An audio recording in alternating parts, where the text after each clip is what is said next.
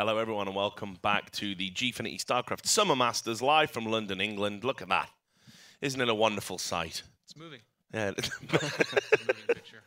I know you're going to be sad to go, Jeff. I know. Oh, yeah. You've had a great time wandering great. around, asking directions mainly, but That was just day one. but and you you can find a way home now, or it's still a bit tricky? Well, I Oh, walked. honestly, like just I could find my way back. This Really? time. Yeah.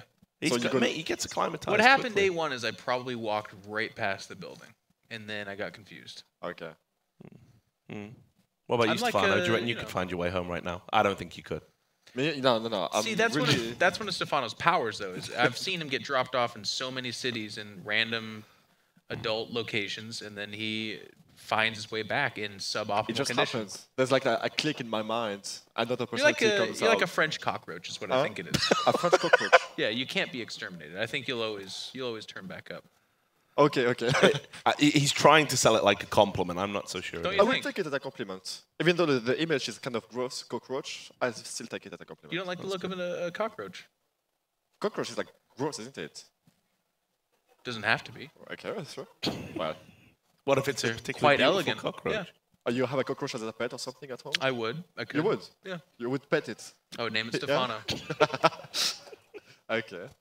Right, well, while we're talking about cockroaches, I'll just bring us back down to planet Earth for 2 minutes, because we know that it was going to be one pro player's last tournament this time around. Bling, the UK, the It's hometown not. hero. No, I spoke to him yesterday, and he actually told me that is true. Yeah? Yeah, he's done.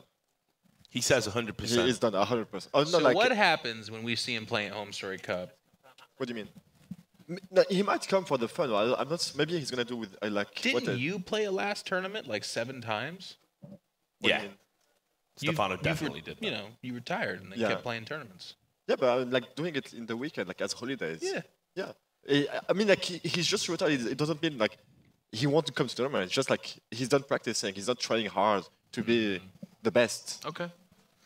Continue. So, Continue, please. Just we did record a video, but just before we get into that, I just wanted to ask you. You know, I know you've known Bling a long time. In fact, one of your great controversies was fueled with Bling at the centre of it. So, which we won't talk about that. deep into the We thigh shouldn't. of the matter. Yeah, you we- could say. We shouldn't. We definitely shouldn't. We could, but but I we shouldn't. No, we definitely shouldn't. But I know you're good friends with him. So, Yeah. what's your sort of favourite memory about Bling? That you can share. Yeah, it's hard to remember, you know, because exactly, it's hard to remember. Because there has been so many different episodes, but mainly it was just the MLGs in America. It was so fun. So, like back then, I didn't really appreciate how good life was. I want to say it was just so simple. From tournament to tournament, the parties were good, the people were fun, the game was alive, and like there was so much like life around the game, you know. I think this will include Bling any minute now. Huh? What's your best memory about Bling, not you? No, that's us together in because we were in MLG. That's like a shared moment. okay. What you speaking about? It's okay, whatever. Your best memory of Bling was. My life was great. It's going- That's what I loved about Bling. No, it's like we were speaking about No, it I- yesterday. It's just like I know. the MLG's experience in America. It's not like a specific moment. It's like a global thing. shared one. Yeah. Do you understand me? Can we connect and speak and understand each other now or not? Oh my God. We'll get a translator up here. No, I know what you're saying. It's like Starsky and Hutch. It's like bros. Well, anyway, as I did say, we have got a video. We Okay, did let's go interview for him. it. Let's see if he mentions you. Like, let's see if, hey, Bling, what was the best moment in your life? Hanging out with Stefano, totally. I loved it, right? Let's see if he says this. Okay, we got it. Show it. We'll see. Hi, my name is Dignitas Bling, also known as Samayan K, and I am a professional StarCraft 2 player for Team Dignitas, and I'm currently at Gfinity. I think I was 18, I must have been about 18. What made me start playing? I was playing Halo at the time actually, I was playing Halo on the Xbox. And so it's kind of a bit of a weird transition, but when I heard that StarCraft 2 was coming out, I thought, yeah, why not? I'll go for it. Halo wasn't really going so good, so just made the transition and then kind of went from there. An organisation called Team Dignitas, they were doing something called Search for a Gamer. So he entered that competition, and out of all of the dozens and dozens of entrants, he managed to get all his way through to the finals, which were live in London, and he managed to win. and he ends up winning the whole thing. It was an amazing feeling. I've never felt like that again, and that's kind of what's motivated me to carry on playing, actually, just because I want to relive that moment again. There's just a lot of things going on for him right now, and it probably isn't a bad decision to take a step back, as much as we're all going to miss him. But yeah, living in Cornwall, where the internet's not great, you could say it's a tad unfortunate for him. It's just really demotivating, really. So that, along with a few personal issues that are going on at the minute, has kind of decided it for me, I guess. So yeah, I'm just going to sack it in now, I think. I'm not too certain on my next steps just yet. I'd like to stay involved with esports and stuff because I've been involved with it for a long time now. So yeah, I might go back to studying, I'm not sure yet, but I guess we'll have to wait and see. Maybe a bit of trampolining? Maybe a bit of trampolining, maybe relive those old days. Bling's trampoline video is something of legend. I think once the Starcraft community found that, it was an interesting state of affairs. I remember having some very corny, like upbeat, kind of dancey trance music, a lot of that kind of stuff. And that once that video popped and everyone found it, it was just pasted everywhere, and it was just great amusement and just showing Bling in a different light. Sam's always been a good lad. I've known him, I was there right at the start. I've known him many years, always fun to talk to at events, always, for me, somebody who has an understanding that esports, while we want to take it seriously and we want to be professional to a degree, there's no need for us to be stuffy like a mainstream sport. We can have fun. We're aiming for a different demographic, I think. Emotional stuff, and he didn't mention you once. It's fine. Don't worry It's about fine. that. That's how But- they talk, though. Yeah, true. It's shared. Yeah, it's shared. It was a shared moment. It was like, it was so... no, I'm kidding. Trampolining, he meant, you know, Yeah. with you. Trampoline, yeah. I'm just worried about the fact that, like, on that video, I mean, it was super emotional and that, but I did sound like his dad. That was just like, he's a good lad, that one, and I've raised him right. Been there since the start. Only known him like 4 years, but, you know, just, he is a good lad. So, yeah, it's going to be sad to see him go. One of the, you know, sort of, you know, storylines that have been going on underneath this tournament. But let's talk about the final. We can give a surrender to Bling, salute to him later. Obviously, There'll be more opportunities to say goodbye to him at Yeah, all yeah. the other tournaments that he attends. yeah, exactly. I always said to him, never say never. You know, He could be the first. There has not been a true esports retirement. Yeah, It would exactly. be amazing. He's like, I know, guys, it's really goodbye. And we're like, oh, okay. Yeah, that's why He's we're like, also well. cynical about it. But anyway, so first and departure in this grand final. We're going to take a look at how they got here. So we can look at appropriately first. We've got his games here. And as Jeff rightly pointed out, hasn't dropped a single map, has looked imperious. You know, devastated Marine Lord in his opening game. And then, you know, School Bunny in the next one. And then we just saw him against True, which...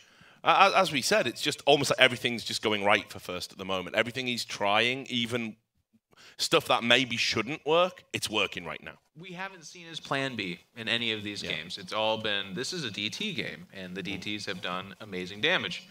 I mean, we've kind of beat this horse beyond death, but it's what I'm excited about is to see him challenge. This is the final. There's nowhere else to go from here. And Departure's been playing better and better. So for True, it's going to be timing attacks, and the typical ones in PvZ are Blink Stalker, Gateway timing attacks, we've seen that. But then also some of that cheesy stuff. We did not see a cannon rush out of him, but I guarantee you... No, I can't guarantee it, but it's very likely we'll see at least one in this series. And you can see Departure, he's been scrapping away. You know, the 2-1 versus Bunny, that was the defeat right at the start of the tournament, and we thought, okay, maybe he's not ready for this sort of style. Then he gets into the survival match, beats Marine Lord 2-0, comes back, beats Bunny at his own game, having learnt in the course of the tournament. And then we just saw today a comprehensive and comfortable 3-1 against Snoot, who, sure, maybe Snoot didn't bring his A game, but Departure certainly did. I think it's interesting, like the two different paths they took. You see, first, always consistent level, really good level, he wins everything. Departure, he started quite badly, let's say, but the more he played, the better he was. And yeah, let's see if it's actually enough to get to first level. Because like for what I saw so far, it's near perfection the way he played all the games. Just so good, yeah. Yeah, and of course, you know, you got to say it's always hard to pick in that sort of situation. I've followed a lot of Starcraft tournaments, and you know, you see people who go through and they don't drop any map, and they get to the final, and then things just go wrong. Things come apart. Sometimes the opponent they've played, you know, they've had an opportunity to watch what they're doing, and then you see some people kind of scrap and grind, and you're not convinced, but they just somehow it just clicks for them just when it needs to. It's really hard to predict in that sense. You know, ask Artosis. So, but anyway, we've got a head-to-head here thing now. They've only played each other on 2 occasions, First and Departure. So what we thought we'd do this time, instead of bringing up statistics, because obviously with a small sample size, it's kind of meaningless. What we thought we'd do is we'd get a Ligulac to do a prediction of the result, because we believe it's a better analyst group than us. So Ligulac has predicted that based on the 2 meetings, it foresees a 4-2 victory for Departure. You know, it's weird. If you look at this tournament, I don't think there'd be many people to draw that conclusion, but Ligulac is kind of at times terrifyingly accurate. It's like... Is it? Yeah. I always doubted all the predictions. Like, do we have a score result? Is it how accurate it is? Not for me personally. No. Yeah, we could get Ben, the stats guy. Ben, do your job. Come on. 85% of the time, it's right. 100% of the time. I've been working on these graphics all day, so I have, Gavin. Governor. I hope he's like a flaky little guy, just like he comes like truffling up the stairs, like I've got it right here. But no, I don't know how accurate actually, it is. Departure has a nice history, like in the short term. Yeah, I mean, like I like to say that right? there must be a reason, right? Yeah. But did he do any good results recently? Not really, no. Departure. Both these guys. This is it, and I like the story too. You know, Penguin was talking about how Departure is saying this is going to be his springboard. He's got nerve issues, traveling and then playing for an offline tournament like this. That's one of the absolute best ways to get over those nerves. And then on the other side, there's First, who has been on these big stages, but not for a long while. So it's a nice story, and it's going to be good. Just to add another layer to that, I saw James Banks had been talking to the players, obviously, all over the course of the weekend. Apparently, Departure's dad works in London. Get out of here. No, seriously, and might even be here. So a win would mean quite a lot. That is a crazy small world. Yeah. Just goes to show you. So we got first stats up here, and you can see for yourself. Got some. He's pretty steady in all matchups. Which shows, his caliber and his overall class. So again, it's got to be said. Right now, you're probably thinking, yeah, he is the favourite. The way he's played this tournament, but of course, you only have to look at the way Departure's played and how he scrapped away. And while his stats, they're not as impressive. Again, they're very well-rounded. This is somebody that, despite his age and despite maybe an inexperience of deep tournament runs, this is somebody that knows how to sort of grind out results when the chips are out. Yeah, you have the same results against each other's race, so 45-45. All is said. Yeah, I mean, just globally, the first will be better because in every other matchup he's doing better, but for this one, that's like the person's chance actually. That's why he can do it. And I just wonder. Yeah, well, here we go. We're bringing up the veto, and this is just obviously to show you the map order because you will have to see all of the maps here. But is there any surprises in there? Any curveballs? Like seeing 4 maps players straight away, usually will like how do you see it? A Protoss who picks like a big map straight forward, first pick. Did he pick that? Is that what this? He picked Cactus Valley. Yeah, he first. did. Yeah. That's kind of interesting. I mean, I a would lot of say times it's like one surprise attack or something like that. Proxy Oracle is a possibility even in the PvZ matchup. I know that 2 Probe Scout Cannon. I know this very well. Is actually something like we've been seeing a lot of 3 hatch actually from Departure. If he watched the first series, I can't imagine he sat there and was like, "Oh yeah, I'm gonna 3 hatch the crap out of this guy." I would get that pool down at 15 supply almost every game. Like this First is looking to cheese the ever-living crap out of you and make you hate Protoss. So, but that's what I'm thinking. I think he picked that map and is like, yeah, I'm going to cannon rush the crap out of you, and you're going to 3 hatch before a pool. Well, we've seen how good Departure can be at reading his opponent and adapting in series. He's got a Ligulac on his side, so now it's time for you guys to throw your predictions in there. How do you see this one going? I'll start with you, Stefano. You deflected me. I give you the honor. Is there another bet coming? No. We good. We good. We're good there. I think this is first tournament. I mean, he's been looking really, really clean. Say what you want about the builds, but his execution of said builds has actually been really on point. I've been impressed with his micro with the gateway timing attacks, and even just how he follows through with them. I know they're not most popular strategies, and a lot of people don't like the way Protoss win a lot of these games. But be that as it is, he is public enemy #1 in this series, I feel, and I'm going to be rooting for Departure, but I think First is going to win. I'd like to see a close series. We've been having pretty one-sided series so far. Okay. As much as I hate it, I'm actually completely with him on this. Like, I want Departure to win, but I think First is going to win. Just so little mistake out of First. I don't know like what can break him.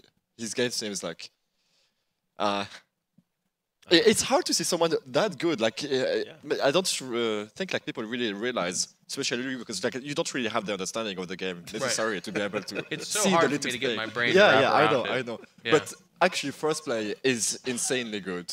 I have to emphasize on that. Okay. Yeah. Well, look, We'll take his word for it. We'll see if you guys are right where Aligulak was wrong very shortly. But without any further ado, we are going to get into the game. It's going to be cast by Jorisar and Hook. Let's make some noise for the grand final. Take it away, boys. Thank you very much, guys. We are about to head into the best-of-7 finals here, and I think the analysts summed up quite a lot of the conversations we were having pretty succinctly and really sucked the words out of our mouths here, to be honest. Yeah, we were highlighting the fact that, especially because First did pick Terraform, I completely agree with Jeff. I think that he's going to go for a cannon rush on that map. I mean, we were saying that last series after, you know, he got drone scouted, he kind of adapted and threw down that gateway, but it's a, it's a very common cannon rush map, especially because I don't feel like it's a strong Protoss map in general. And, you know, I really want to see if Departure's going to recognize that, because I feel like Coda being the 5th pick, it should be something very comfortable for Protoss, and then even Moonlight Madness, that's almost always vetoed from a Zerg player, and it's the last map, which makes me think that First has like a lot of plans for the maps, you know, like very specific build orders. So let's talk a little bit about what might actually disturb First in this series. He hasn't dropped a map all tournament long. Stefano was very correctly saying he's basically an imperious form. Like his execution has just been, you know, near flawless. But you are going to get points when, you know, everything's going well. If something throws you off, it also has the potential to throw you off quite a lot, and it's really difficult to regain that momentum. The question Departure is asking himself now, though, is what is that going to be?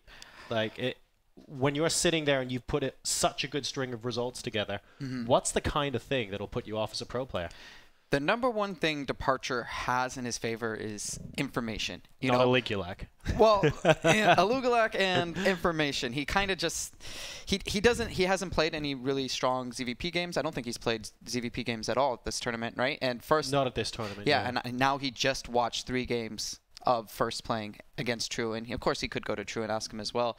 So that should be a pretty big indication for him. You know, he should, you know, study those games, watch them. It wasn't like he was playing at the time; he was waiting for his semifinal match. So hopefully he's going to read into him a little bit. And the styles are going to be quite different compared to what he's used to as well. I think his last big Protoss scalp might have been CJ Hero in the Pro League, for instance. But of course, Hero's play style compared with what we've seen from First so far in this tournament, it's like, yeah, you've beaten Hero, but the skills that you used and the predictions that you used strategy-wise to beat Hero don't really apply in this situation. Yeah, I think anybody looking at, you know, First versus Hero, they're going to say, of course, you know, Hero's probably a lot better, you know. Sure. But at the same time, First is just, he does a lot of different stuff. There's a lot of cheeses he does. He doesn't play your standard macro game, where I feel like Hero is always going to play a standard macro game. But at the same time, Departure, you know, he does the same thing. We've seen that thus far. We haven't seen it against Protoss, but against Terran especially, he's done a lot of weird stuff, and he's shown that he's unafraid to be aggressive at many different points in the game. Yes, and I think he's going to have to use like a lot of those options here to try and throw his opponent off as much as possible. He's going to have plenty of opportunity to do that, of course, because it is a best-of-7. So once more, we'll just throw the maps over to you guys and take a look. You'll notice that Coda isn't map #1. It's all the way down the list at 5. And like you say, the way the players have picked the maps here might be quite telling of what sort of strategies they have prepared. Yeah, so basically for the maps, Cactus Valley, we have First that picked that map, and then we have Departure that picked Iron Fortress, of course, and it goes back and forth down the line. And Terraform, usually I would consider it being a Zerg favored map, and then even Bridgehead being a Zerg favored map. So First should have specific plans for every map, especially if you're going to let Moonlight Madness get at the end there, and that's almost always a Zerg vetoed map. Yeah, and well, I kind of want to see Dash and Terminal and Moonlight Madness just because they haven't been given much love at all this tournament. But you're right, the further up that list they are, the more likely that something is just specifically prepared for that. And I do wonder if, regardless of the results, we're going to potentially get some Cannon Rush on Terraform here. But guys, we're into game number 1 now. This is the grand finals of the Gfinity Starcraft Summer Masters. In the game, in the bottom left-hand position, representing Team MVP spawning as the blue Zerg player, the underdog hero of the tournament so far. He has one more match to win. Can he take home the spoils? It's Departure.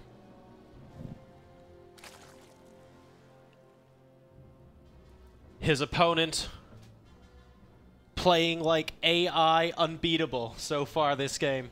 At this match and this entire tournament, hasn't dropped a single map yet. What plans does he have to execute in the grand final? Representing KT Rolster, it's First. To me, it seems like, in general, this is the standard battle of Goliath versus David. I feel like First, he's on KT, he's on a major team, he's obviously the favorite here. He hasn't dropped a map in the tournament. Departure, being the scrappy dog that he is, he's on MVP, the lesser known team, the lesser finance team, but he's fought a lot harder to get here. He almost didn't make it out of even group stages. Yeah. And then even then in the semifinal, he actually dropped a game. Some of the games were a lot closer. So it feels like Departure's definitely the underdog in almost every way. Even career-wise, First has had some results. He's had some top 4 finishes. He's been to a lot of IEM tournaments before. Departure's kind of basically just been in Korea for the most part. I mean, I remember playing with him on ladder years back, and he's gotten a little bit better. He's had some results in Pro League, but he's never had an individual tournament experience where he's done well. And First has had that thus far. So it's going to be interesting to see. Is this the story of a hero being born, or is it, First is just going to take this? Well, First already making a statement of intent there with the pylon going down, trying to pull some drones down to the natural expansion. Spawning pool, of course, already complete there. We'll see if he lets that finish. And it does look like, it is going to be finishing up there. 3 drones hacking away at it so far, but we might get a cannon behind this. Probe just moving around. I like that Departure's moving his drones to try and anticipate where the probe is moving right now, but it doesn't look like this is going any further at the moment. Yeah, as a professional cannon rusher, this so far has been a great defense by Departure. And First, not even committing that much. I mean, at the end of the day, you waste 100 minerals to throw down that pylon, but the amount of time that is lost mining from those drones is pretty significant in itself. So it's not that big of a loss, and it just comes down to, whether First thought he could get away with it or not. Obviously, if you can get cannons down, that's almost a free win, if not a huge lead. And he just didn't feel confident. He wants to go into the mid game, on even terms, and he'll be able to do that with this cannon, with this wall here. It's also about unsettling your opponent as well. We're starting in a big best-of-7 series here, and First really wants to send a message to say, well, guess what? You're not actually going to be able to sit back and relax during the early game at any of these. I can do something funky at any time, so you better make sure you're always on your toes. And I think that statement of intent there as well is designed to try and keep Departure as nervous as possible. Yeah, especially on a map like Cactus Valley. It's a 4-player map. It isn't a map that you necessarily would always cannon rush. And he doesn't commit to it, but the threat was there. And if he had, gotten the cannon rush, if Departure didn't react as heavily as he would have had an easy win going into this best-of-7. And that's a big mental victory. And I feel like he wants to do that threat. We got to look at the big picture here. It's 7 games. He wanted to lead off with that in game 1, maybe not game 2, because I think personally Terraform, as Jeff highlighted earlier, is going to be a map that he is for sure going to cannon rush on. So if he does it in game 2, maybe Departure's going to overreact in game 3, but if he does it in game 1, it's more likely Departure kind of forgets about it by the time he gets to Terraform. Sure, yeah, and that could very well play out exactly the way you said as well. Departure at the moment, though, he's holding his composure, he's keeping everything together, he's got the 3rd hatch going down nice and early, and generally speaking, we are going to go into what looks like a slightly more standard mid-game. A Stargate has gone down from First. It's not in any funky location, it's right at the natural expansion, and well, presumably following up with some sort of harassment play here. And the natural expansion is further towards first space in these particular spawning locations. Yeah, and that's exactly where he wants to put it. He's going to send the Zealot out, just do a little bit of aggression, but all in all, like you said, it's going to be a very conservative game from both players. First, even being very thorough, scouting that third hatchery, feeling safe, you know, there's nothing crazy coming out. And the Zealot's just looking to harass as much as he can, but as soon as he meets that Queen, he realizes, you know, no damage is going to be done here, and he's just going to send that bad boy home. All in all, I expect an Oracle to come out. I mean, Phoenixes used to be popular, but now it's all about the Oracle. And First has shown that he's actually very, very talented with controlling that Oracle, finding a lot of space in the games against True, and those Oracles basically won that game. And it's going to be harder to do that, I think, against Departure. Departure not playing as risky. As they talked about, there was no Spore that was actually thrown up on that third base when he did play it against True.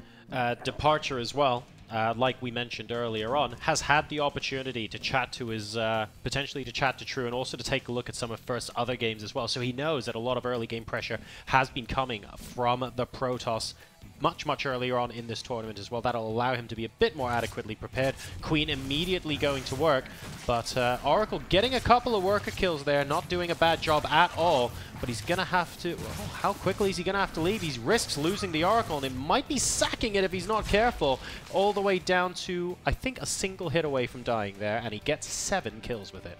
Yeah, and 7-8 kills is basically all you can hope for. If there's a Queen there, that's max efficiency. So that was a really good opening for First. I expect him just to transition out of this, maybe get that third Nexus. He's actually getting +1 before getting that third Nexus, which is a little bit strange. In general, you want to get that third Nexus down immediately, but maybe this is just his style. We saw him do this as well against True, and it looks like he's going for a little bit of pressure, actually. Cool location of the pylon there. A pair of Zerglings will spot that going down. 2 Oracles now coming into the natural expansion, killing off as many workers as they can. Spore Crawler does exist there, though, and is going to limit the damage. And now First coming in with the pressure at the third base. Lings and Queens defending. Yeah, he's doing a great job here. He's using the Zerglings just to force the Stalkers back with speed, and at the same time, the Queens can always defend against the Zealots. The point of this is just to kill the Stalkers, limit that mobility, and now if the Zealots ever want to actually fight, they gotta commit. They don't have that maneuverability that the Stalkers provide. Third base going down behind this, but there is an Overlord for Departure right behind it, and he will see it immediately. More importantly, though, he's concerned with the army that's bearing down at his third. He got a couple Hydras there, but he doesn't want them to go too far off creep. Needs to ensure that there aren't any sort of sneaky shenanigans that can happen where a couple of units get behind them and slaughter them. But right now, Departure taking a little bit more of the map. He still has to deal with the Oracles. They're not dead yet, even though he's got those Spore Crawlers. But army-wise, I think on the ground he's feeling all right. Yeah, he's feeling pretty confident thus far. I mean, that big of a Zealot committal, you know that third base isn't super early, so all in all, he's lost a decent amount of drones. First's double Oracle play seems to be, that's his style. He wants to commit every time. Usually, you only get 1 Oracle, but this pressure could do a good amount of damage. It really comes down to the force fields, and these Zerglings on the flank are actually going to make it a lot more difficult, and these Oracles aren't going to do too well at all against the Hydras. Looks like he's going to force him back into his natural base, and this is never the position you want to be in as a Protoss. You want to have your army at that third Nexus. He's going to push in here. I feel like this is a mistake from the Zerg player. If he just went to the third base, he could easily cancel that Nexus, but now he's overcommitting. He's going to get this +2, but it just started. That isn't that big of a victory. He's just picking off buildings, but it's all useless. He needs to be very careful here. Like you say, the Hydras are very squishy if they get trapped. So I like that Departure is holding his units at the choke point so that he gets maximum DPS if the Protoss comes out, and now he moves into the third. Critically, during that engagement as well, the Hydras at the back of the army really zoned out the Oracles, and it meant they couldn't do any damage whatsoever. He's now coming in trying to pick off the Nexus. He has to hope for that at this point because the Hydras are being trapped in. Protoss coming back out first. Is going to try and take all these units out. The Nexus will go down though, and now he can focus the rest of his resources in this army to trading as cost efficiently as he can. He wants to kill off as many sentries as possible, but it looks like First, ground-wise anyway, takes the army out at the expense of that base. Yeah, I feel like First came out a little bit ahead there. If he would have got those 2 Oracles, they were super low, but it was poor targeting by the Zerg, of course. Gonna try to cancel this third again. He might actually get it. There's nothing there. This is actually a big move. It means that First can't move out once again. He has to sit back and defend. All in all, though, First's defense has been pretty solid. He's not too far behind in supply. He's only 20 supply down, and as a Protoss player in this position, it's not bad shape at all. The problem is his army isn't super efficient. He's going to be going up against Hydras, very quick Hydras at that, and he's only going to have Stalkers. There's no Colossus here, there's no Storm, and he only has 2 Oracles as harassment. Yeah, we've got Hydra speed complete now. And that's going to be going straight up against Blink Stalkers here, but the Hydra just have such high DPS right now. The Oracle's actually being used for Envision at the moment, just to keep an eye on what's going on inside the base of Departure. First really needs information right now. He needs to know what kind of tech pass, what his unit composition is going to look like going into the mid-game, so he can start building a death ball that can hopefully take apart whatever Departure is sending his way. Yeah, first really wants to know, like, is it Hive that's coming? Is it Mutalisk? Is it going to be Infestors? Are you just pumping units? Should I just, mass out my own units? What's going on? And so far, he's done a pretty good job of scouting. He's going to probably pick off this Queen. No, he doesn't want to commit to it. These two Oracles have stayed alive. They've done a great job of staying alive, but they really haven't done that much damage going into the mid-game. It's going to have a hard time holding if Departure really wants to commit here, and it does look like he wants to commit. He's still building units back home. He's starting to make drones, but it's 177 supply to 122, and it's... More importantly, look at the army difference. He's almost twice that of the Protoss.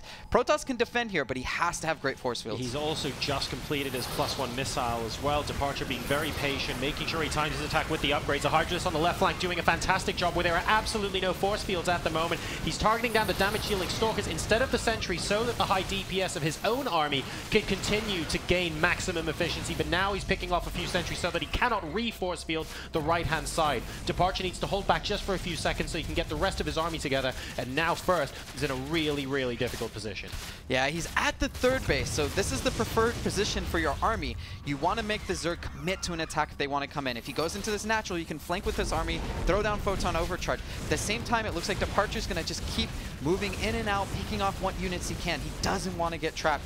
He has this beautiful concave right above the ramp. Yes. Protoss can't come up. Meanwhile, Stalkers are going to trade with Hydras.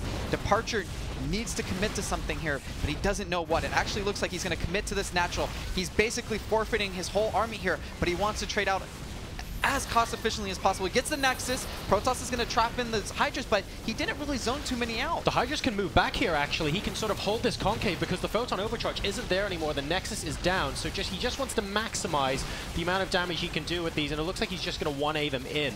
But, well, I mean, he's got the numbers on his side right now, and First is continuing to plummet in supply. Yes, sure, he's able to warp more stuff in, but Departure's still on 150 supply. I think he's just going to go Zerg mode now and overrun with the numbers. Yeah, at home, he's just maxing out units. Zerglings and Hydras are going to be rallied constantly across the map.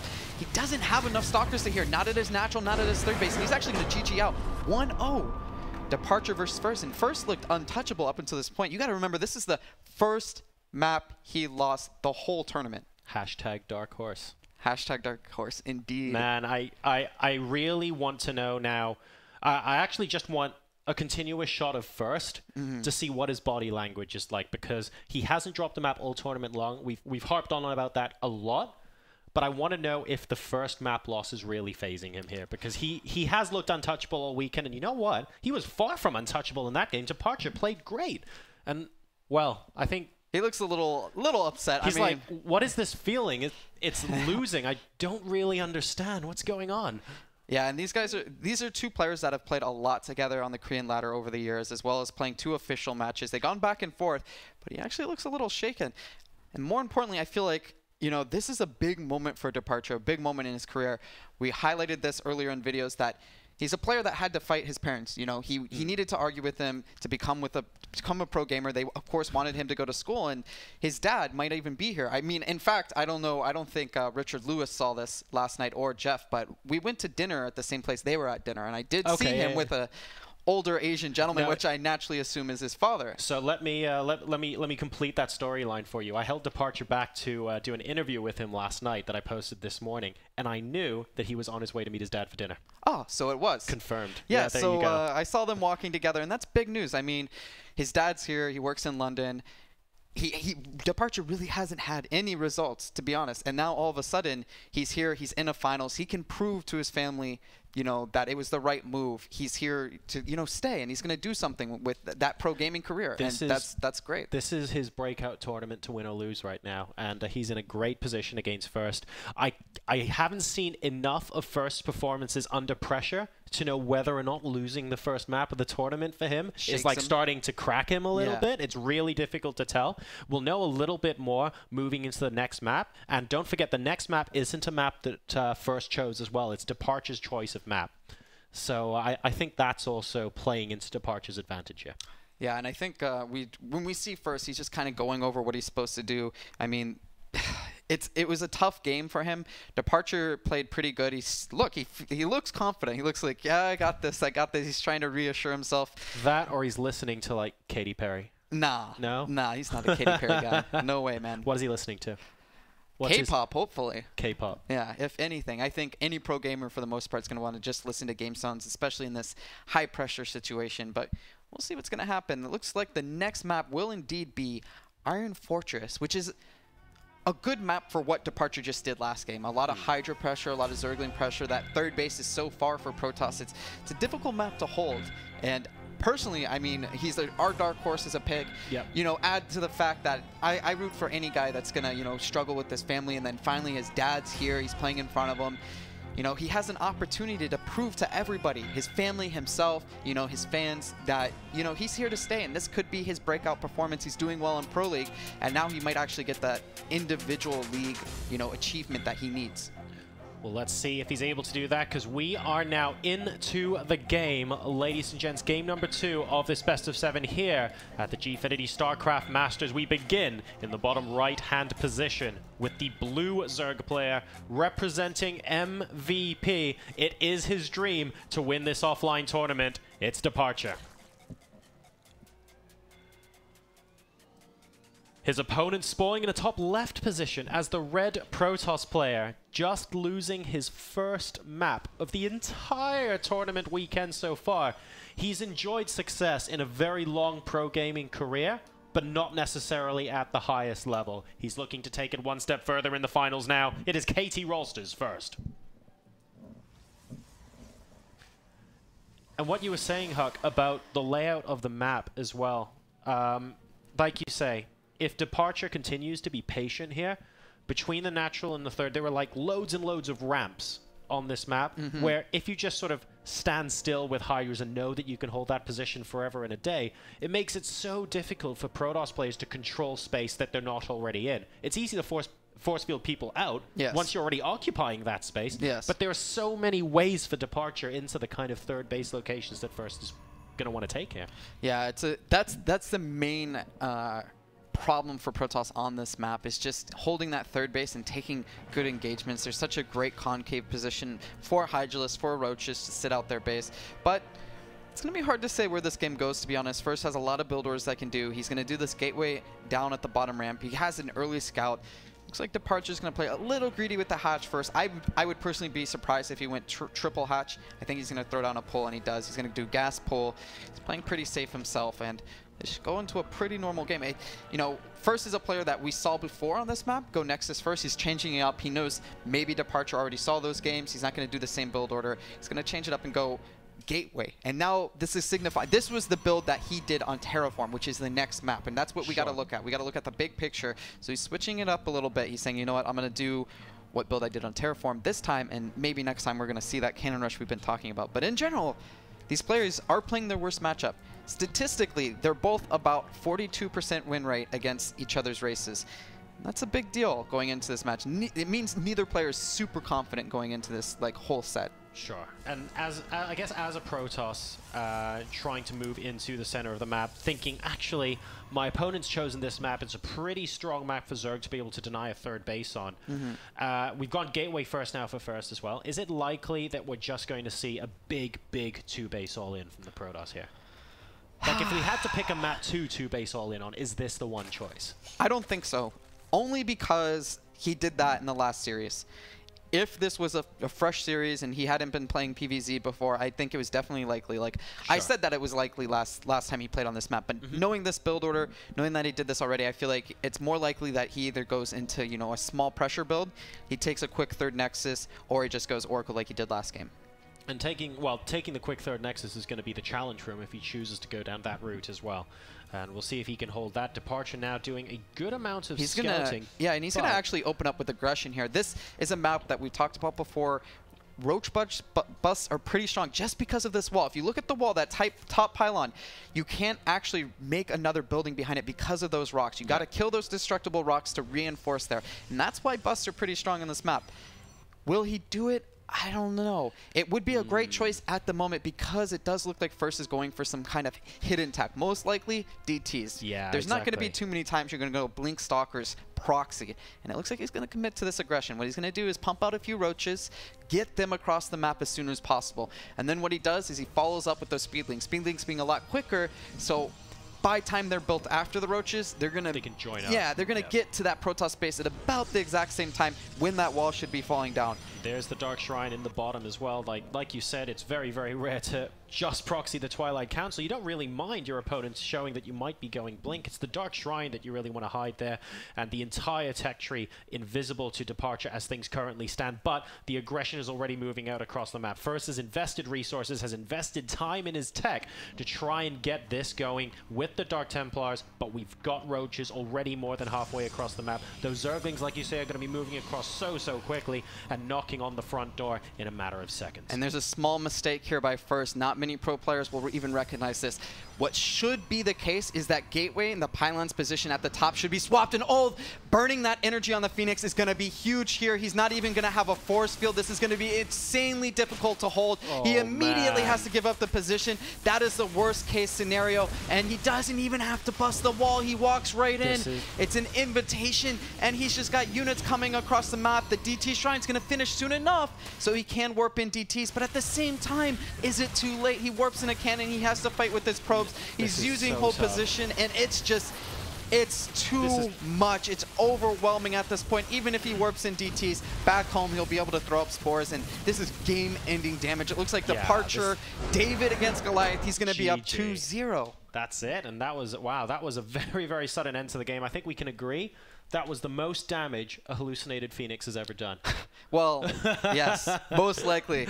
Wow, that was, and it's really unfortunate. It's not like he could have avoided that because it was actually the anti-timing. It was about a second and a half before he saw the first roach as well. Ouch. And sometimes that just happens in StarCraft too. Like, First is doing the right thing. He's thinking, you know, I have to scout. You know, if he has spores up, I'm not going to commit to the DTs. He's trying to play conservative and safe. He just wants to play a normal game, but at the same time, you got to consider if you're not going to scout with a probe, you should save that energy. I wasn't sure before, Huck, but I actually think First looks rattled. Yeah, now because I really do. He's been a player this whole tournament that's been, you know, very, very reliant on build orders, getting a little bit lucky and just having great build orders for each map. And now he's on the losing side of that, you know? He gets a little unlucky. He picks DT against a bus. He doesn't really have the units to hold that. And then on top of that, he does that hallucinated Phoenix. Just like a second before the push hits. And he's been used to being the aggressor and being very, very committal in his attack so far in this tournament. Other players have had to play very defensive styles against him as well. And he's now come out here in the final against Departure, who has just shown that he's not afraid to take the initiative and really take the attack to the Protoss as well. So First, correct me if I'm wrong, I don't think he's had a lot of games this tournament where he's been defending, and then he goes on to convert the win. He's been very aggressive. In a lot of cases, he's been quite cheesy as well. And now he finds himself not just on the back foot in terms of the scoreline, but the way he's playing almost has to change. And now that we're going on to Terraform, I wonder if... There's a big mental battle here because he was playing. I feel like he was always planning a cannon rush on this map, and he might still do it. The problem is now he's down 0-2 in a best-of-7 series. In the more you go down in games, the longer this series goes, the deeper you go in maps, and you just want to fall back onto, like, you know what? I want to play a normal macro game. I want to see how that goes, especially because he's gone for more cheesy stuff. A quick DT Shrine off of like a few gateways. Well, that's pretty risky. All right, and then Cactus Valley, he tried to play that macro game and he lost there as well. So now do you fall back to going cheesy back to back? Do you go from DT Shrine to Cannon Rush? Are you going to rely purely on that? Because if you lose this map, you're down 0-3. Sure, and of course he's cannoned, I believe, once already on Terraform this tournament. Has he? No, he hasn't cannon rushed yet. Okay. He's shown that he can. I mean, he was willing to do it in Cactus Valley. Yeah. But we'll see if he can do it on this map. All right, guys. So we have loaded up into the game now, and in the top left position, enjoying a lead of 2-0 in this best-of-7. 2 wins away from a big tournament victory, representing MVP. It's Departure. And spawning on the opposite side of the Cinnamon Swirl, as the red Protoss player, he finds himself 2 games down A lot of anticipation around a potential cannon rush on this map. Is it going to happen? Representing KC Rolster, we have First. That pylon position, I mean, he's shown that he will throw down a gateway like that, the bottom of the ramp.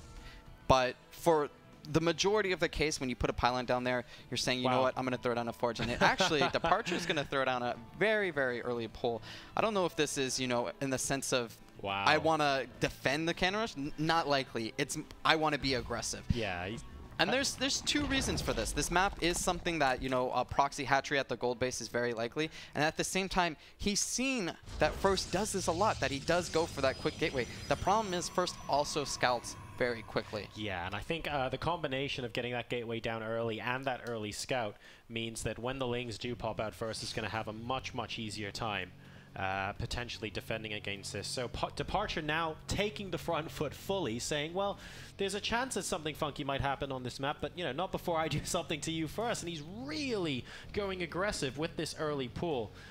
First, I mean, I feel like First is in great position here. Yeah, I think he's just comfortable. Yeah, he can chrono boost out Zealots. He's going to see the early pull. He's going to see the lack of workers, the lack of hatchery. He's probably going to try to hide this probe somewhere, and then he's going to want to re-scout for that second hatchery. Now he's looking to see what he can do with this. Departure going to be taking that hatch off the back of it, of course. Do we have more Zerglings coming out? It's just the Queen. Hatch coming down at the moment, saving up those larvae. Because he got scouted, he sees the wall, he sees the chrono boost. I think he's just going to drone. Realistically, building 4 more Zerglings, 6 more Zerglings, 8 more Zerglings, what's that really going to do at this point? Yeah, you have a full wall by the time you get there anyway. And so a Zealot, and a Cyber Core, everything coming down in place. So this is going to be a slight build order loss for Departure, but it's definitely not over. Oh, I love the micro on these Lings right now, trying to bait the Zealot just far enough out. And it looks like the second Zealot should be able to deal with these Zerglings. Ooh, is one Ling going to be able to get in there? The probe's still being chased. Are we going to see a scout in? No, that one Ling actually goes up top to help against, presumably, the probe. Does he think... there's no possible way that there's a second probe up because he was at the wall the entire time. And he had an Overlord there early enough where he would have seen it. Looks like the probe's going to take a little bit extra damage. He wasn't mineral locking, which means that as soon as those probes meet the Zerglings, they do run into them instead of through them. And it looks like the probe's going to die. And he's not going to get the scout that he wanted, but at the same time, doing this pressure with those 2 Zealots, he's going to see everything that he wants. And he's going to see that it's going to turn into a pretty normal macro game. Now, what First advantage here in this game is that he has that very early Cybercore. His Nexus, it's extremely delayed, just getting thrown down now, but at the same time, that Cybercore is super, super quick, and that means he's probably going to want to do gateway pressures. These first 2 Zealots are coming at a very, very annoying time, but I love that Departure just very calmly boxed all of his drones and just moved them to the third, which is, of course, about to go down. The Zealots being very, very annoying, but they haven't actually killed anything yet. A couple of Lings now moving back to try and contain them, and with the assistance of the Queens as well, they should be doing an okay job. I mean, there might be loss of a couple of Lings here, but there are enough to just comfortably surround now. Yeah, and he's going to clean this up. The Mothership Core is going to add a little bit of DPS, but to be honest, that was a great trade for Departure. He didn't commit much. He reacted perfectly. More importantly, he didn't lose any drones. At the same time, we're going to see what Departure is going to have to do against these gateways pretty soon. Cyber Core is about, what, 3/4 way done with Warp Gate. He's throwing up 2 more gateways, so it's not going to be a super all-in, but there's no speed. There's no Roach Warren. It could do a good amount of damage, especially if he chooses to warp in Stalkers. Yeah, I feel like Departure at the moment is oh, what an excellent surround on that Stalker there. First wasn't expecting that, but I think Departure is waiting right now to see if he can get a little bit of a scout on what First is going to be doing. He's got an Overlord over those 2 gateways. He hasn't seen any more at the moment. He's looking for signs of additional big aggression. He's got the Spine Crawler going up anyway just to be extra safe, and he has now started his Roach Warren. Yeah, it looks like a pylon is up at that 3rd hatchery, just on that right side. He's going to scout it with this Overlord. To be honest, he's in great position to defend this. Departure's been playing this very well. He reacted to those 2 Zealots perfectly. He got that Stalker, used the high grass to protect his vision, to flank that Stalker, and now he's going to be defending. It's 3 Zealots versus a good amount of Zerglings and a Queen, and so far, he's in great, great position. Despite the build order loss at the beginning of the game, he's been reacting perfectly and just counter-defending. He has a Roach Warren down, he has the Spine building, and now he knows the defense is already made. He's starting to drone again. He's playing this perfectly, to be honest. Yeah, Departure has just... I think he recognized he needed to be a little bit conservative. I like that he was aggressive with his scouting, but not necessarily aggressive with the attack. So he sees the Zealots, instantaneously trying to surround them. Beautiful surround on the Stalker in the middle of the map as well, but then pulling back. Scouting, making sure he knows what First is doing, and then getting whatever he needs to do behind that. And I really like that approach, and I think it means now, I mean, with, you know, it's only a 20 supply at this stage of the game. ZVP, that's not that significant, but the only thing First is going to be able to prod around with at the moment is this Mothership Core. Yeah, and this pylon barely out of the Overlord's position. This is definitely going to come into play because stage 2 is this DT Shrine, and it's almost complete. There's no spores down. It kind of plays into First's favor because he did do that early aggression. Departure feels, you know what? He was doing gateway committal. I did scout with that Overlord, and I just saw 2 gateways in the main base. That's all he had. He didn't have any other tech. Exactly. I shouldn't be expecting Oracle. I shouldn't be expecting anything else. He should be way behind in tech, but at the same time, First, knowing that this is what Departure's reading, does throw up that Twilight Council as soon as the Overlord was killed, and now with the follow-up DT Shrine, and still, there is no spore. Are the DTs spawning within sight of the Overlord? He sees I think he saw them warping in. He saw them warping in just for a second or two, and then they became invisible. I don't think so. He hasn't thrown down any spores, so he has no indication just yet. His layer's almost complete, and now as soon as they start attacking, he should throw down a couple spores. One in the natural, one in the main, or he's just going to rely... Looks like he's going to throw down the spores, and he's going to have to rely more so on the Overseers that are going to come in soon enough. Luckily, the layer just finished, but at the same time, this is a lot of damage thus far. He's lost 2 drones, 3 drones if you count that spore that just died, and he's losing more and more as it goes on. I would love to see First back home throw down this Nexus. He's got 600 minerals floating. He's defending decently. He's killed about 9 drones. It's going to be defended now. These ZTs are going to have to run away, but he doesn't have a third base. All in all, it's not that bad for Departure. He's on 52 workers to 52 workers. And something you were saying in the first game, actually relating to cannon rushing, is also kind of important here as well, where you see the pylon go down in the natural, and you go, well, by the time Game 3 comes around, you're probably not necessarily expecting it at that point. You don't really expect the Dark Shrine 2 games in a row when you're normally playing a longer series, and that, even though the DTs, he had the opportunity to see the DTs warping in, but it was literally a 2-second opportunity, and he could have been looking anywhere on the map at the time. So the DTs do a reasonable amount of damage here. Departure still has the worker lead, but he definitely got taken by surprise there, and I feel like First can try and seize the initiative and do something here, but where's his other tech that he's going to use to build an army? He has the Robo down and he's getting a Warp Prism. What this yells to me is that he wants to drop 3 or 4 DTs, perhaps in the main base, try to pick off the Spore and do more damage. Maybe even possibly kill a lair, kill a hatchery. He's playing very safe though. I personally would have loved to see him try to take a 3rd Nexus, play a little bit greedier, but he's playing super safe. What happens usually off of this is if you defend the DTs, you have this huge increase in army. You have this huge amount of roaches and zerglings, and you can just take an Overseer, walk across the map, and kill that 3rd base, kill a Protoss opponent, because they're not really going to have any other tech like you talked of. They're not going to have Blink Stalkers, they're not going to have Immortals, so those roaches, those zerglings are going to do a good amount of damage.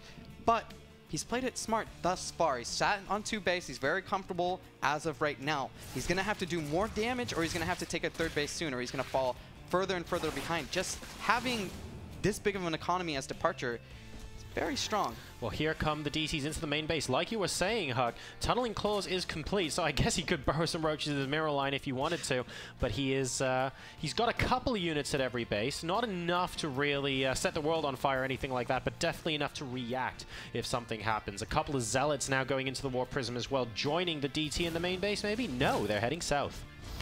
Yeah, he wants to try to pull the attention of Departure away from the main base and then sneak in a Zealot. You know, as a pro player, you only get 1 attack notification. So if he drops these Zealots first, they start attacking something at the natural. The Zerg player, the Departure, his perspective, he's only going to get 1 attack notification, but he smartly has a few units already in the main base just kind of patrolling, and now he's going to probably use these 4 Zealots to cancel the 4th base. That's immediately what he's looking for next. He knows if he can fight head-on, 3 base versus 3 base, Protoss is in good position if he can cancel this 4th base. But this 4th base has a good amount of health here. He has a decent amount of units as well. Shouldn't be able to do too much damage here, and it looks like Departure's going to actually move across the map to counterattack. Problem is he's flanking 1 to the north, 1 to the south.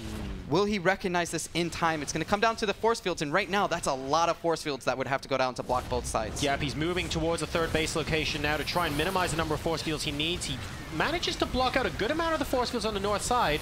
And here come the rest of the roaches, about half them managing to break through at the Mo. And it looks like actually he's done a good job of splitting that army in two. A lot of roaches go down there for Departure, and this is successfully held off. The Zealots are back in the 4th base location in the bottom left, but they don't quite get the hatchery down. This squad of roaches are able to fend them off. At the end of all that, Departure on 176 versus 126 supply, about 8 workers ahead. First, though, with an increasingly large army now in the middle and looking to attack. Yeah, and more importantly, he has a great transition here. He's getting another Warp Prism, surprisingly. He already has 1 on the map, which is, in today's terms, not a likely, meta game. But now he's going to get 2. It's kind of surprising. At the same time, his transition is great. Vipers are coming out. He's already getting High Templars. He's already getting Storm. He wants to play a normal game. He's going to run into the main here with these Zealots. He's going to tank this Queen. Queen actually having a good amount of energy. These spines are placed beautifully. He's just going to buy time. He knows that the Vipers are on the way. He scouted it with the Warp Prism, and he's smartly already starting to break down the rocks. He knows that if he can get to a max supply Protoss army with Blink Stalkers, Immortals, Sentries, High Templars, and he goes up against a Roach Hydra army, even with Vipers, max versus max, he has the better army, and he wants to do that. Really, really difficult once you get to that storm kind of territory, and it's almost complete as well. This army is moving back out across the map for Departure, but by the time he's knocking on the door, Psionic Storm will have completed. The question then becomes how many High Templars with Storm are available to defend against this army in what I'm guessing is going to be about 30 seconds time, but Departure still has the option to pull back. Yeah, he has about 4 High Templar right now. They're going to have 1 Storm each. Top of that, he's going to have this Mothership Core. He's got a decent SimCity, and he's actually going to kill this 4th base. Departure's pretty all in here. If he doesn't do a good amount of damage, he's going to fall super far behind. He needs to pop this Photon Overcharge, throws down a Time Warp, he blinks the Stalkers. This is great position for Protoss thus far.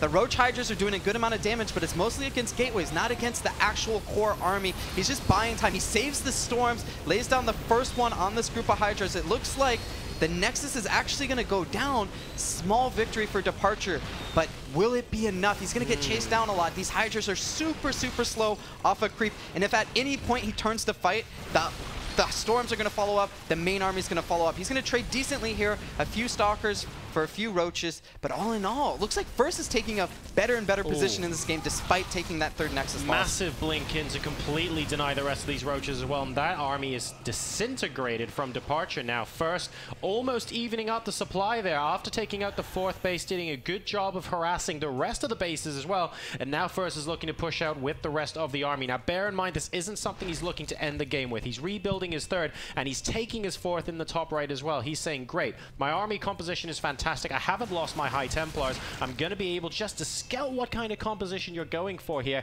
and keep my Storms, keep my high value units in reserve so that I can defend and consolidate my 4th, basically. Yeah, and this is the true mark of a professional gamer. First, in most people's position, especially in a high-pressure situation like this, he's down 0-2. You get that huge engagement. You're down a Nexus. You're behind economy. You think, oh, I'm super far ahead. I could just push for the win here. And he thinks, no, I'm going to, actually double expend back home. Make him make another inefficient army. I want him to be scared. I want him to pump out Roaches and Hydras. And I want him to walk across the map, and I'm going to smash it again. And this time, I'm going to have 1 more Nexus, and I'm also going to cancel his 4th base. First is in a great position. He could have pushed for the win, and it would have been, a good percentage chance he could have won the game. But at the same time, this is the safe conservative play. He just picks off 2 Vipers with Blink Stalkers, and he's in great position again. Departure feeling that pressure. Not exactly being on the same level mentally as First. First playing very calm. Departure, as soon as he loses those 2 Vipers, realistically, he should walk home. Yeah, there's not enough potential. Clowns without those, it's so you tough. know that your opponent has 4 High Templar at least. You know that he has Sentries. You know that he has Warp Prisms across the map. Realistically, what are you going to do against that big of an army? You couldn't beat it before, and now it's going to be even stronger. Exactly. And you don't have Vipers. You need to go home. Yeah, and Departure at the moment, well, maxed out once again. He is remaking those Vipers, and he's got +3 attack on the way, so continuing to strengthen his army here. But this is perhaps not the kind of game he was expecting to play on Terraform, and a lot of credit to what you said earlier as well. First, would love to be able to get a standard game, like a really straight-up game, on the board where he can say, look, objectively, in one of these long games, in one of these really, really good macro games, I want to prove to you that I am the better player here. Yeah, and he's definitely proving it this game. His early game was even a little shaky from First, but all in all, since then, he's just shown that he's very, very comfortable going toe-to-toe against Departure. He says, like you said, he's the better player. He feels very confident. Departure showing a little bit of shakiness, and this is going to be huge going into the rest of the series because Departure hasn't been as level-headed as First. First is adapted, reacted, and completely decimated his opponent thus far in the game. Even though he's not maxed on supply, his army is so very, very efficient. Even here, he's willing to take losses just to retreat and play it safe. And we have a big engagement here. A lot of excellent storms coming in from First.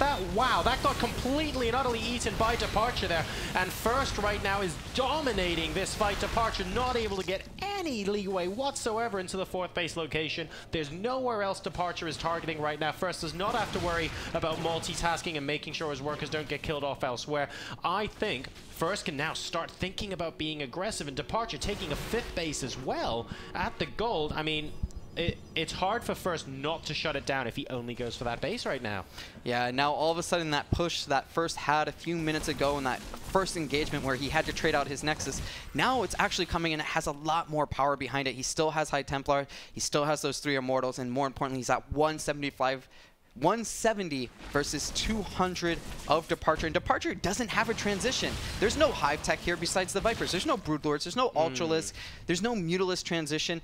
It's literally just Roach Hydra, and as soon as First recognizes that's what he's remaxing on, he's willing to move back, and he's forcing Departure to take this battle off creep to push into these force fields, push into this storm, and it's never going to work out for him. Yeah, good micro at least to save those Roaches there with the Burrow, but like you said, Departure just continuing to max out on the same kind of stuff. In a way, it almost reminds me a little bit of what Departure did to Snoot in one of the games where it was like, well, hang on a second, I just need to be remaxing here and really play the numbers game. But the entire time, the upgrades continue to get further ahead. The positioning, the composition, looking so good at the moment. And First right now, I mean, he's in an excellent place. Here come the High Templars. Yes, okay, you're able to abduct the Immortals there, but what fantastic storms. Blink in, First is feeling confident. He wants to end the army right here, right now, and he's going to be able to do it.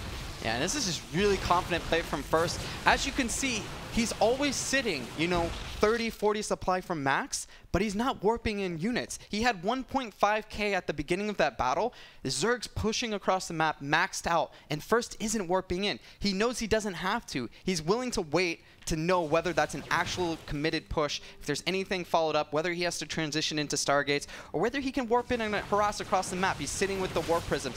He's just playing super level-headed, and he's playing fantastic, to be honest. This is the First that we saw in the rest of the tournament coming to light now. Yeah, this is really good. Again, excellent storms. He takes the supply lead. The GG gets called, and First gets a game on the board, defeating Departure on Terraform in Game 3. Maybe not quite in the manner that we were possibly predicting, but that was bold, that was confident, and already he looks different.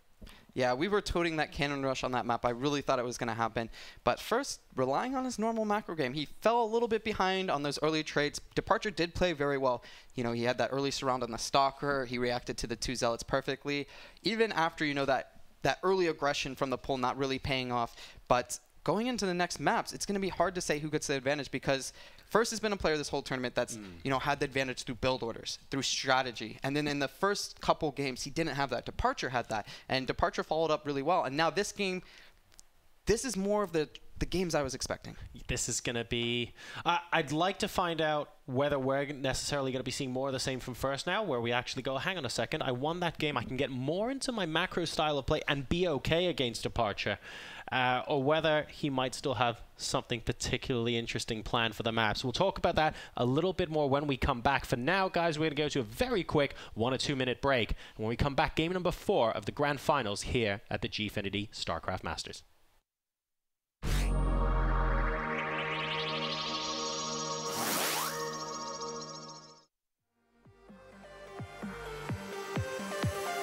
Going in for it, he's trying to take down the Spine Crawler, he's going for the Queen. There are not a lot of units, the drones coming off the mineral line, that's never a good sign. He is 8 ahead right now, he can lose a few, but the Spine Crawler goes down.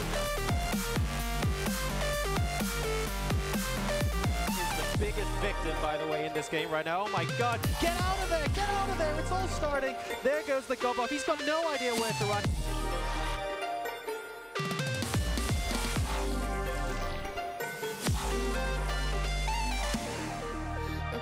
Chains that you pull away. I feel the fear when you look at me.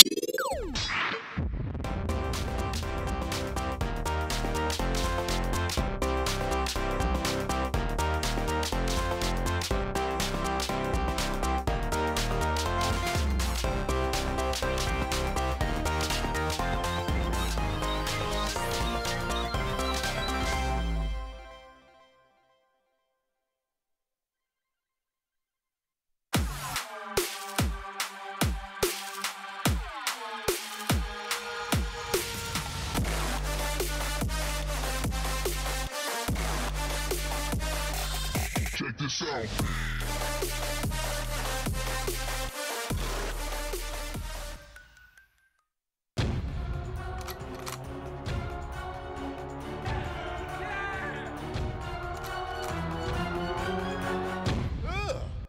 You wanna rob my boner? Here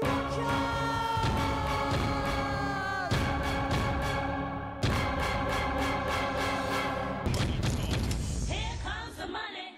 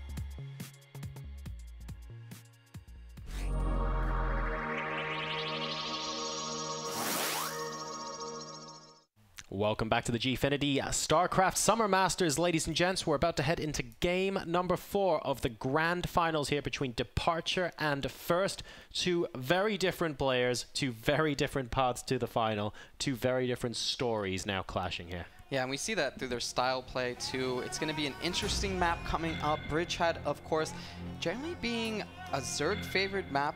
It is going to be, I believe, Departure's pick? Yes, it is Departure's pick. And there's a lot of things that come into play in this map. The back rocks always being a threat, a lot of Mutalisk play being strong on this map as well. It's going to be interesting to see, though, from First. What do we see? We've seen DT Shrines back-to-back, 1 loss, 1 win. We've seen that he's willing to cannon rush. He's always Nexus first as a possibility there. Strong gateway commitments. He's a player that plays all kinds of style. In general, he's always dictated the pace, and Departure has done some busts, but not enough thus far. Well, we'll see if he ends up taking the initiative here on game number 4. We are on Bridgehead, ladies and gentlemen, and spawning in the 9 o'clock position as the blue Zerg player, currently still holding an advantage at 2-1, representing MVP, and in his debut tournament finals in Heart of the Swarm, it's Departure.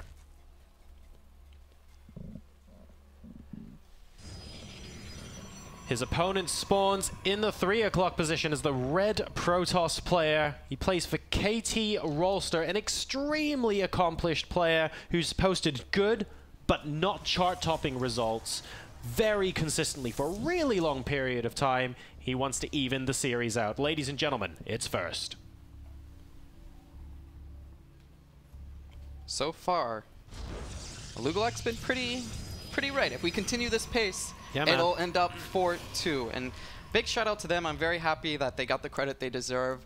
They're a great site, so big shout out to them for, you know, providing a lot of stats that everybody uses, from pro player to fan to tournament organizers. That's a great point, I think, because a lot of the information that is available, not just on Iligulac, but a lot of community sites as well, is stuff that isn't just useful for casters, isn't just useful for players, isn't just useful for a casual fan, but it's really nice how it's accessible and provides a focal point for the community. We might get maybe we'll get to a point where we just have 16 players in a bracket and Aligulac auto plays the tournament. We virtually create each game. That would be horrible for me right now, I think. I think I'd be out first no matter what. I could be playing Desro and I would just drop out. I'll organize that show match. We'll make it happen. Great, great, great, great. So far, so good. Both players sticking to their guns. Departure going, of course, for that hatch first, into that gas, into the pool, what he's done, shown many times before, as well as for first. He goes for that gate, and actually a little mix-up here. He actually goes for a pretty early Zealot. I think he just wants to get that on the other side of the map, get it into the mineral line, get into those nooks and crannies of that mineral line, just disturb the economy of Zerg a little bit. It would be very ambitious to hope for anything more than one drone kill, and even one drone kill would be surprising at this level, I would say. Well, yeah, don't forget, of course, he has to walk around the middle of the map as well before sort of tucking into the main base. So it does take quite some time, and I think for that reason the Zealot's going to be moving back now, because the probe did scout the timing on that spawning pool. So we'll see what he ends up doing off the back of this, taking 2 gases, but, you know, nothing particularly out of the ordinary there, and we do have the Nexus going down for him now as well. Yeah, I want to talk a little bit about both these players.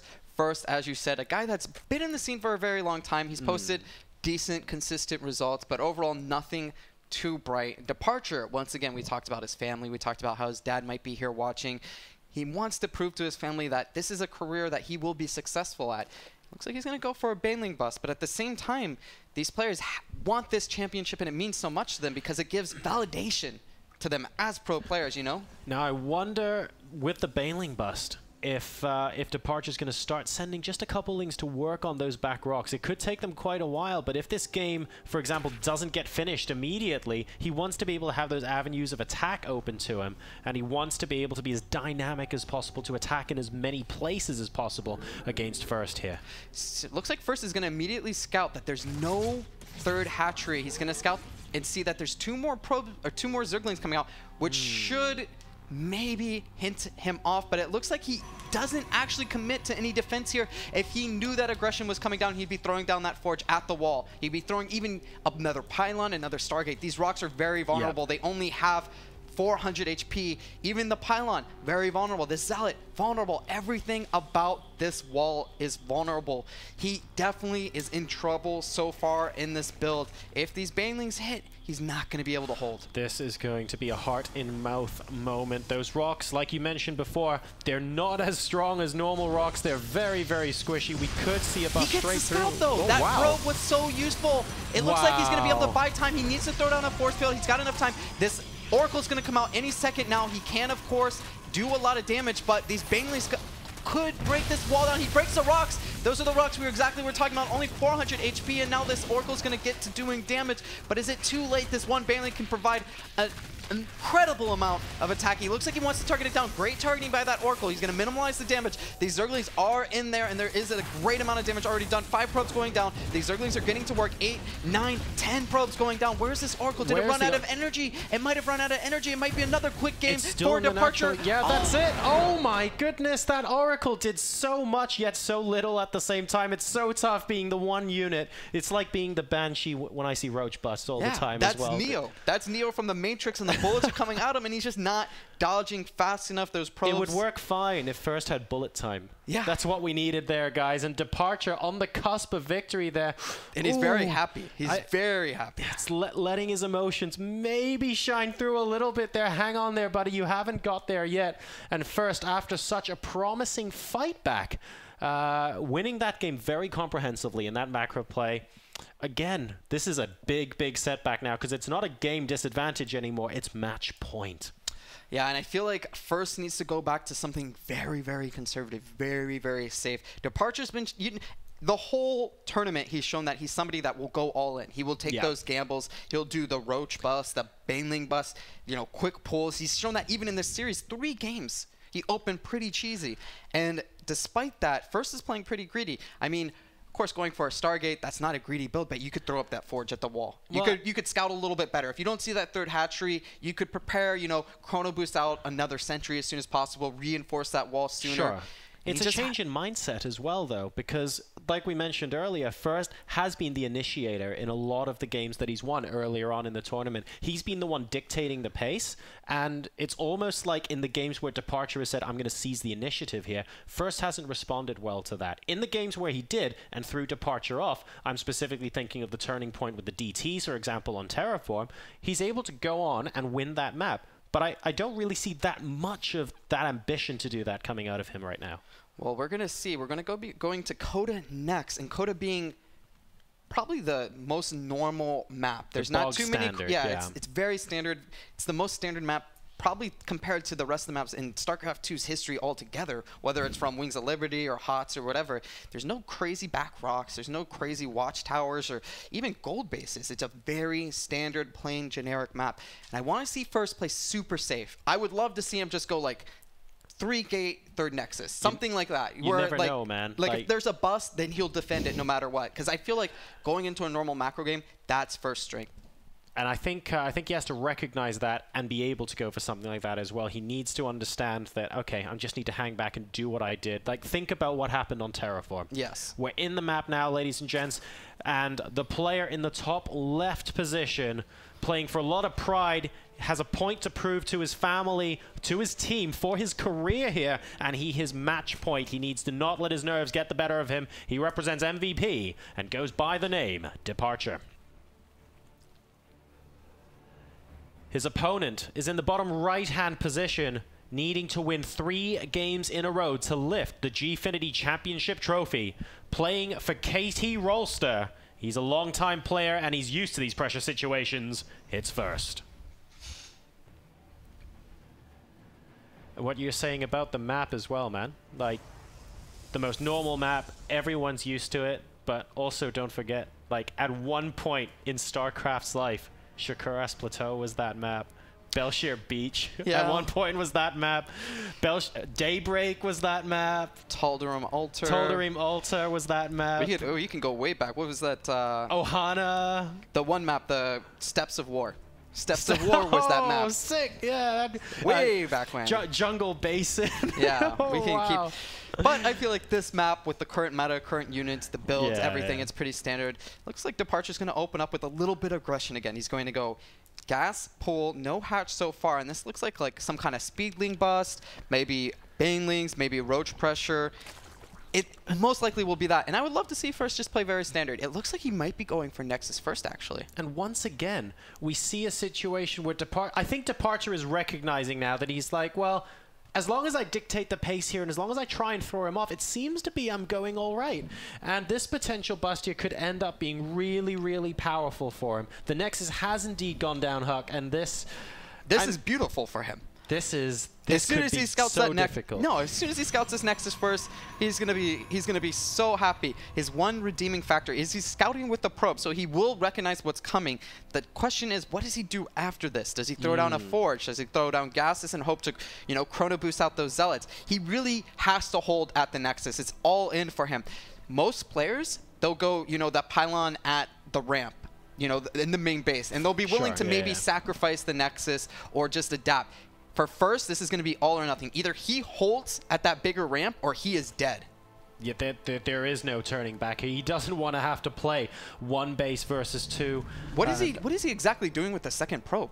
I feel like you have to know. You can't go out on the map and then try and plonk something down now. Yeah, I feel like he wants to scout for that second hatchery to know how much he has to defend. But at the same time, I feel like every second counts here. You need to defend, and if you defend, no matter what's the follow-up, you're going to be in decent position. Looks like he's not even going to get the Zealot out in time. These 4 Zerglings, possibly 2 more following up, can actually do a good amount of damage. Oh, and the second... The 2 Zerglings following up also get in. And this isn't a problem right now. He's not going to take game-ending damage. But at the same time, speed's going to finish. And then it's going to keep snowballing out of control. He needs to wall that ramp. 5 seconds to go. He needs to wall that ramp. He's not going to... Oh, this is so bad. Speed is done. More Zerglings are going to keep coming across the map. They're going to be slightly delayed. He did drone up a bit. But the pylon by the gateway, that's going to go down. And if that goes down, no more units. This is a big, big problem right now. Zealot's in a good position. So many probes going down now. Okay, and there we go. The pylon finally goes down there to wall this off. The he shouldn't fight the Zealot. He shouldn't fight the Zealot.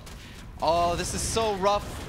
even with the Zealot trading decently, there's too many Oh, Zerglings, no. and no, he doesn't have anything. This is must gonna be a This is point. going to be game. This is Departure winning the championship in front of his father here live in London. This is him proving his career, not only to himself, to his family and fans. It's GG. GG! MVP's Departure. Oh, and he breaks out in the biggest smile I've seen from him, I think, ever. Straight out of the booth. He can't wait to shake hands and get his hands on the trophy. First looking dejected there. What an incredible final game from Departure. Really, really pleased for him. Wow. Ladies and gentlemen, your Gfinity Starcraft Summer Champion. It's MVP Departure.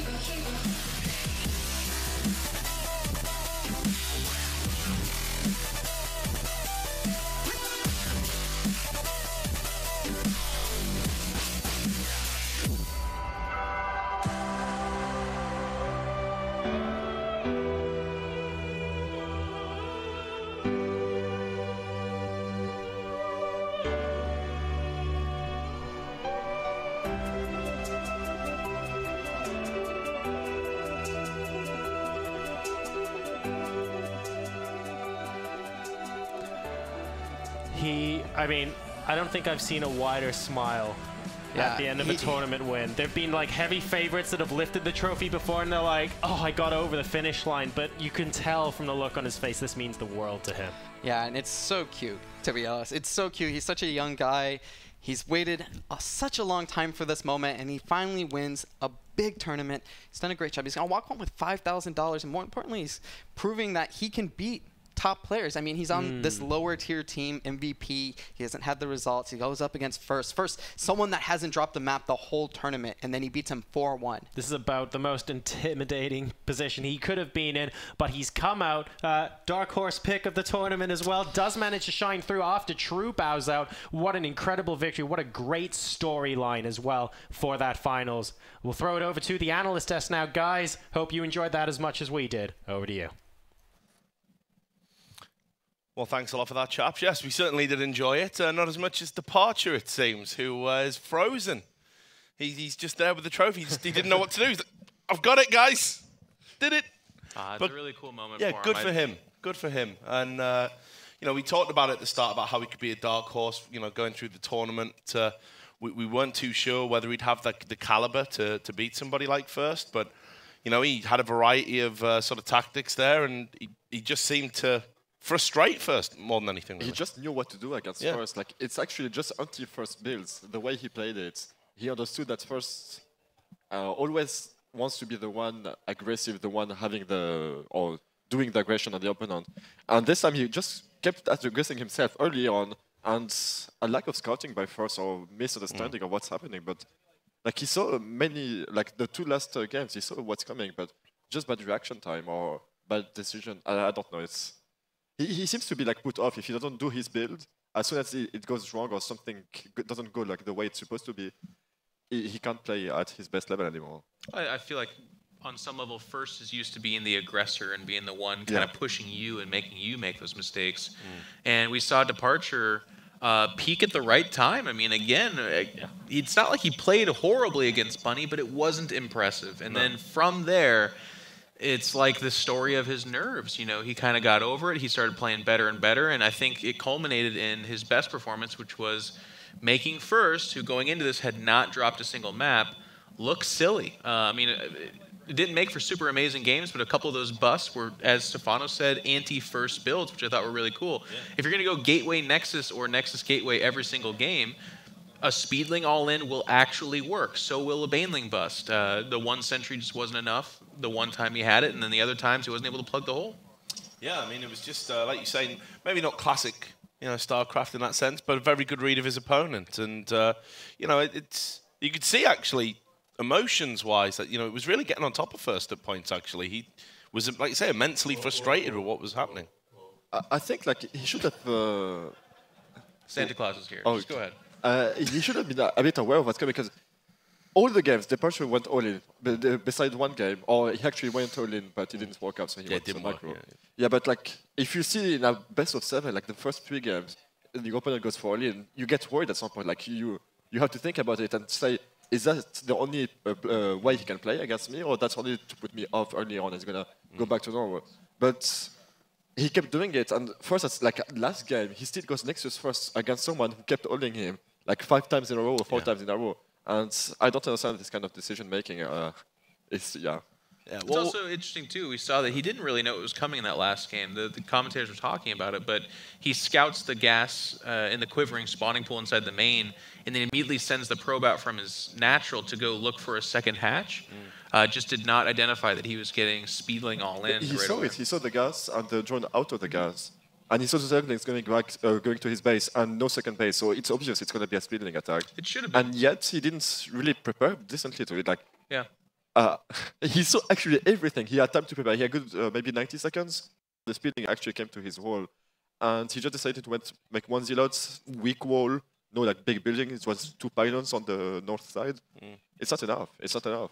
Well, we'll come back and let's say pick the bones out before we close the show. But it's our friend again. Departure. We've heard quite a bit. Heard from quite a bit in this tournament, and James Banks is with him again. So what's he got to say this time? Thank you, Richard. Yes, it is a man that we are seeing many times over this weekend. Absolutely stellar performance, taking down first 4-1 in the finals. Now, the first question I'm going to have for him is, he said just before when we interviewed him on his last win that he was nervous and wasn't confident playing against Protoss. He came away and done it in superb style. What changed? What happened with him? 저번 세트에서 이긴 다음에 인터뷰할 때 풀토전이 이제 제일 좀 약하다고 말하셨는데 너무 그런 말하고 쉽게 이긴 거 아니냐고 물어본대요.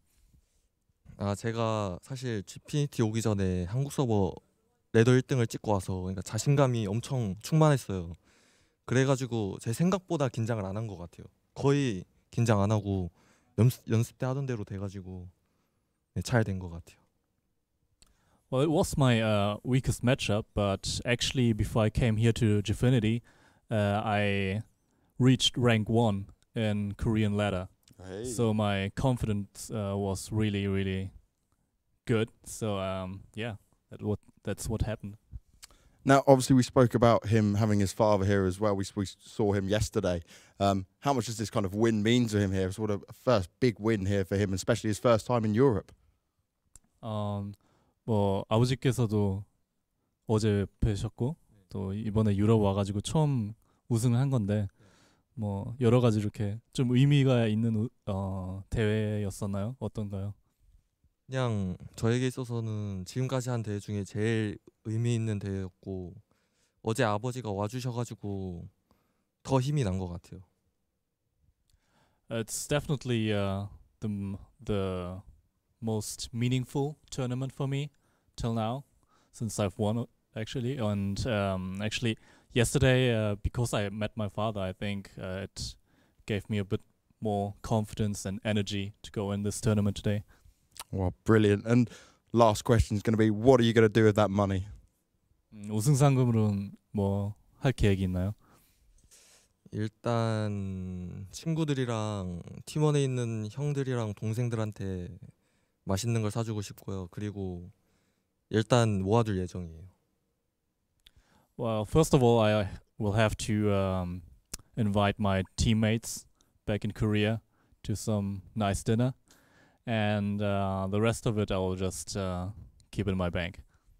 Well, MVP is going to be in for a treat with a nice dinner. Our winner is Departure, an absolutely fantastic performance in the final. We're going to send it now back to Richard on the analyst desk with the guys. Thanks a lot for that. So, yeah, he's just going to keep it in his bank. Just keep it in there, mate. It's good. The thing is, he means that.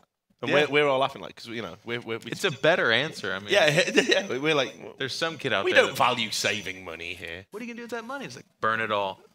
Burn it to the ground. Oh, okay. The money meant nothing. That's exciting. Yeah, well, at least he got a win as well. I believe his dad was here. I heard that a few times. So it's good for him. But yeah, it is a great story, actually. I mean, we're sort of laughing and having a bit of fun. But for him, that's, you know, he's come to this tournament. He's probably a little bit out of his element in terms of, you know, the environment he's in. This isn't something he's used to, sort of coming to Europe and competing like this. But here he's gone through, you know, against some of the best foreigners, and then playing first in the final, where we're all like, yeah, it's going to be real tough for him here. And he's done it at a canter, really. And Aligulak was right. Was it 4-2? No, you said 4-1. 4-1. No. It was 4-1, and Aligulak said 4-2. Okay, yeah. So it was one game out. One game out. So it's not working. What do you mean it's not working? It did better than you. Yeah. What did I say myself? Remember? You said, reluctantly, I will agree with Jeff. And okay, says I remember that. First he's going to win You see, very like, first time I agree with you, and look what happens. Yeah, so, yep, you should listen to but me. that's like because I didn't take into consideration he had his father in here with him, and family power, it helps a lot, yeah. He got the strength. He got the strength, the familial strength. Cool. Anyway. He hit #1 on the Korean ladder. He didn't know that, actually. Yeah, that's what that's a bit said, trivia I would like to have known before I was picking my dark horses, actually. Yeah. But anyway, we'll have a look at the final placements, just so you can see confirmation of where everyone finished. So down there they're not too shameful, but shameful enough. 5th to 8th, Bunny, J, Dong, Marine Lord, and Bling. And then 3rd to 4th, it was True and Snoot. Runner-up is First, is where it gets confusing. And the champion is Departure. So there you go. So First wasn't First, just in case you're wondering. But that confirms the amount of money as well. It was $3,000. We have been saying $2,500 throughout the tournament. We've just given him an extra $500. We like him. There you go. Have it. There you are. We're Gfinity. It does make more sense that the prize pool is now $10,000 opposed to $9,500. Yeah. I was kind of thinking that. I was like, maybe they were hoping we wouldn't notice and call him out on it, and they were just going to bank that. Like, we'll have some drinks tonight, guys. Agreed. Yeah. We said it the whole time. $2,500. You wrecked. But anyway, look. Let's wrap this up. First of all, for me, just want to say it's been great to work with you again, Stefano. It's always a pleasure. Same. And you're the real winner today, I think, because you came in a bit of a state, a bit worse for wear, and you made it till the end. I made it, yeah. Yeah, so you're the real Pushing champion. the limits every day. You were locked into your own meta game, your own battle. And Jeff, we've never worked together, which is incredible, really, considering we've both been in the scene for a while. So it's great to finally do a desk with you. Yeah. So thanks very much. It's been a lot of fun. I'll ask you just enduring memories that you might take from this tournament. What was the high point for you guys? He's going to say survival. I'll let you tell it. Well, he's got to speak for Bling as well. You know, it's so many memories together as well. the jointed wife, memories. You know, What's your favorite memory of Bling? He's like, MLGs where I did these. I was like, anyways. Okay, yeah. That was pretty good. Yeah. No, I just had a really good time. London is awesome. It's really nice weather here right now, and I think Gfinity is doing some pretty cool stuff over here. It was a pretty nice event for us. Yeah. Like the hotel is really nearby. Great players. So I kind of wish I wanted a little bit more like. We had some cheesy guys in that final. I'm still waiting and hoping for the epic game, but that's okay. There's more Starcraft to be had. So. Need some Terrans, I think. This was the dirty, gritty, but we didn't have the epic long games, but we still have quite intense games. Like the way he played it wasn't just boring. It was like really quick but intense and packed. Just like God, Stefano. you have so much passion. I like the way you describe it a lot better. I'm gonna burst. You're gonna burst. So what about for you? Yeah, I loved it. Like I've been always kind of lurking, running around the tournament, and never really getting in. And finally, Paul invited me, and I'm happy I did it. It's a good experience. Yeah, it's a bit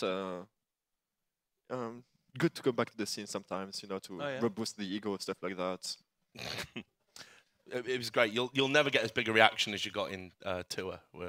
Remember that? I got you a standing ovation. Do you remember? No. You don't remember? Brilliant. I'm never going to... You're too busy thinking about MLG. Many memories. Anyway, look, it's been great to do a desk. It really has, guys. Thanks to all the people who tuned in to watch. We hope you've enjoyed it. Thanks to all the people who came out as well in the crowd. Thanks. There you go. Yep. You're the real MVPs, guys. There you go. I'll pander to you some more. And of course, thanks to all of our competitors and all our wonderful production team that make it possible. This has been the Starcraft Summer Masters Gfinity from London, England. We'll see you next time. Take care.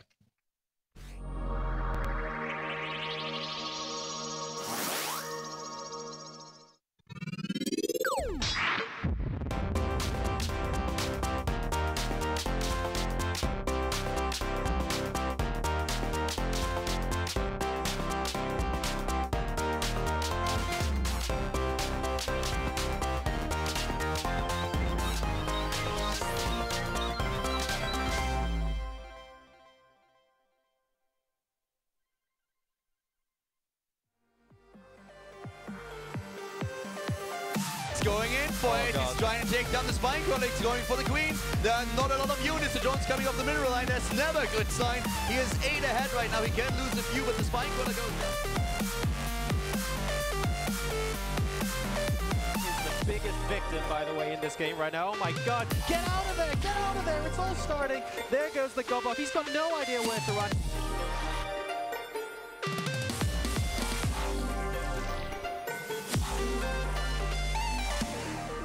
I break the chains that you pull away. I feel the fear when you look at me.